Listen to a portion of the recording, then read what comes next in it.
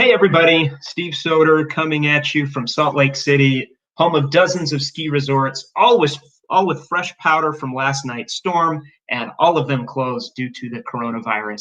I'm with Workiva, and we're here to talk about how might COVID-19 impact your SEC disclosures. So, want to first state, obviously, check the guidance with your auditors, with the guidance that the SEC has issued recently. But these are some thoughts about things to keep in mind. Of course, the ultimate recognition of accounting matters is going to be based on your entity's individual circumstances.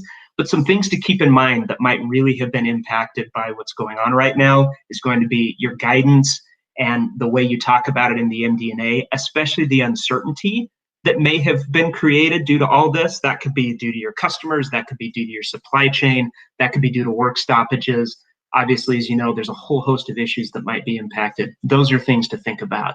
The other thing that I would say is that when it comes to some of the accounting activities that you're going to do to support those SEC disclosures, and right now I'm talking about impairment of goodwill, impairment of long-lived assets, other intangible assets, and in particular, the valuation and impairment of like receivables, loans, and investments. These are things that may be dramatically impacted by what's happening again with the COVID-19 situation. You're going to want to take a look at those forecasts and be very, very careful about how you are assessing the impact of the virus on those types of accounting judgments. Lastly, I would say that when it comes to your disclosures, be sure that you're paying really close attention to any subsequent events that may have happened after the balance sheet date, but may still impact your disclosure. All of these things can be really, really tough, especially with so much uncertainty.